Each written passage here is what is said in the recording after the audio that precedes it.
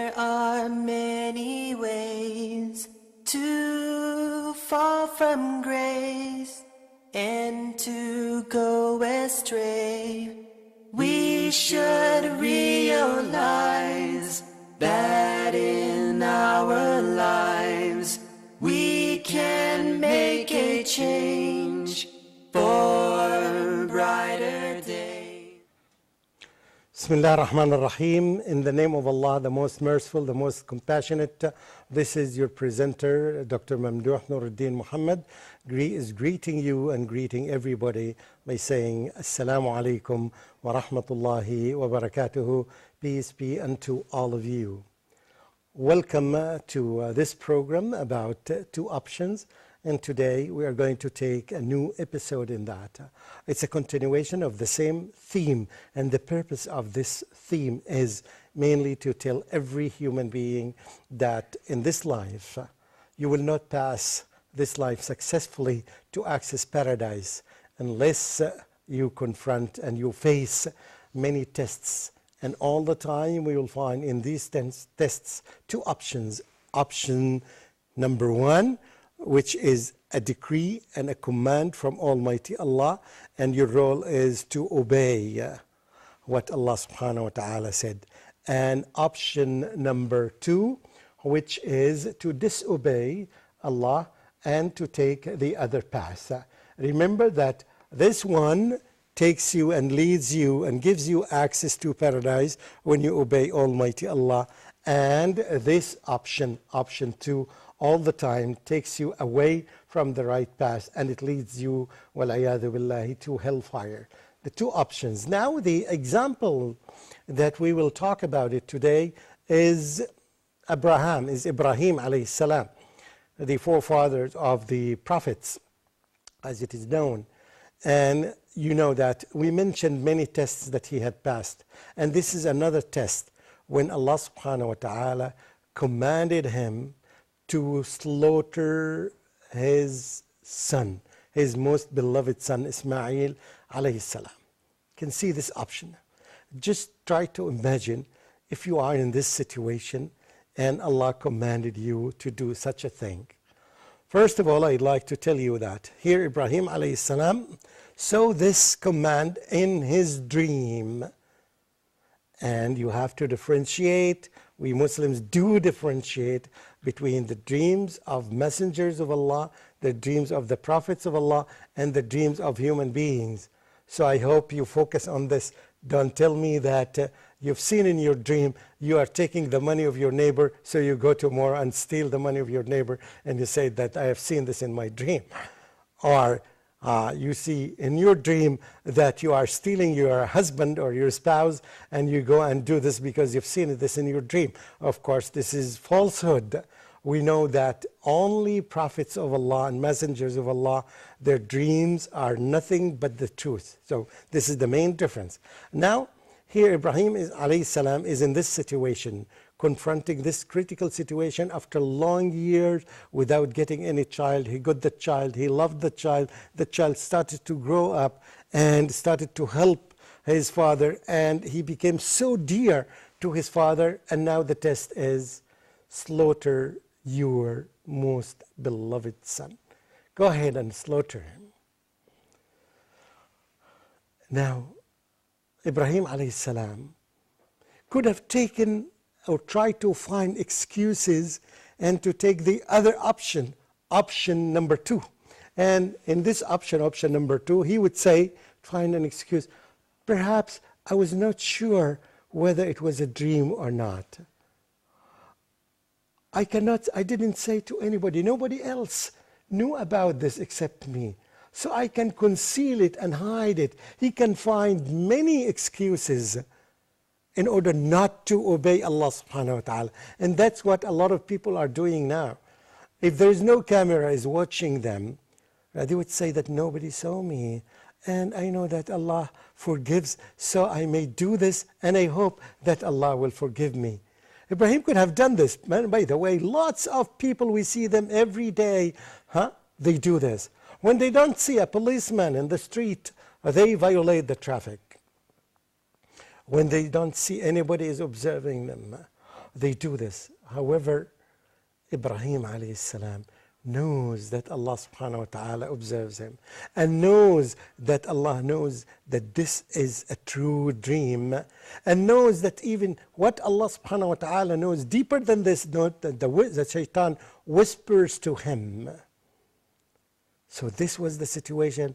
However, a lot of us would take the easy way and would say that, okay, I'm going to try to play around this to find a way out of this because it's so dear. Or somebody else would say that it's impossible that Allah would command me to do this.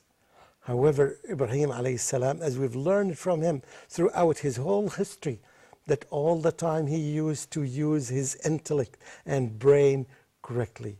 He didn't ask these questions, and he said that this dream is from Almighty Allah, and I know that Allah commanded me to do this, and this is against my desire, and this is against my love, and this is against what I need, what I have been waiting for a long time.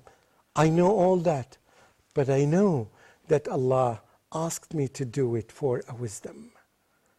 It is difficult on my heart, and my heart is grieving. However, I will take option number one.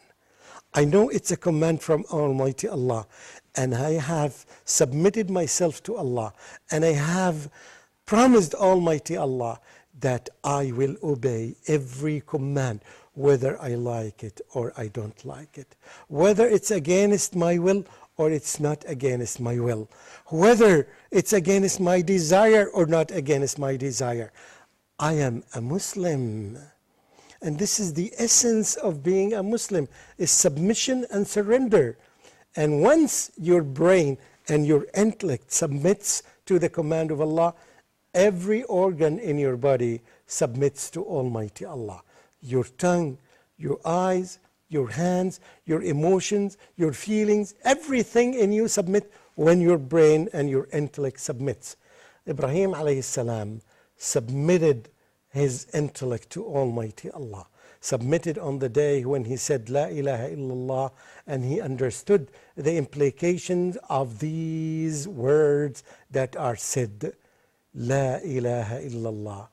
It sounds beautiful, it sounds easy, but when you try to apply it in your life, it is so difficult.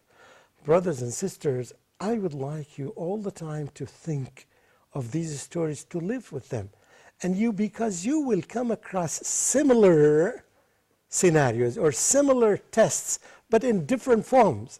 It's not necessarily that Allah subhanahu wa ta'ala would ask you to do this particular thing, but Allah subhanahu wa ta'ala already asked you, commanded you to keep away from things and to do other things. And here He is watching you and observing you, and His angels are recording everything upon you, whether you will fall into the trap of option 2, the trap of the Satan that whispers to you here, and in different forms that you try to find justifications. You try to follow the people and say that, oh, all the people do that. I have never seen someone is doing this, but Allah gave you this particular test. This is not a question that a Muslim should raise at all in his life or in life. Rather that it's only thing that we do as Muslims is that we focus on the source of the test. Is this from Almighty Allah? And if the answer is yes, it is, so the only option that we are left with as Muslims, as humans, we have two options. The option B or option 2 and option 1. But as Muslims, we know that the only thing that we are allowed to accept, because this is the only thing that's accepted by Almighty Allah, is option 1, because it is divine and it came from Almighty Allah, and I have to submit and accept it. Again, this will be one example, and in the coming episodes I'm going to continue giving other examples so that we would understand the concept and we would live the concept and we would apply it in our life on continuous basis until it becomes part of our DNA and it becomes part of our blood. So submission would be very easy for us. And we are not going to do this because we are very intelligent. No, we are doing this because Allah gives us support to continue worshiping Him and to continue obeying Him.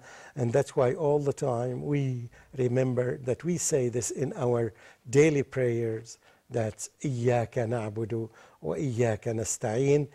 You alone we worship and you alone we seek help and support from. We ask Allah subhanahu wa ta'ala to give us support to continue our worship and to give us support to continue being able to follow option number one that comes from Him and from His decrees, and it's illustrated in the Quran and explained in the Sunnah.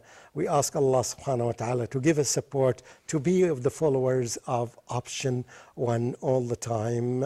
Wassalamu alaikum wa rahmatullahi wa barakatuhu. Mamdouh Nuruddin Muhammad. In this world today, there are many ways to fall from grace and to go astray. We should realize that in our lives we can make a change for brighter days. Mahatma Gandhi, speaking on the character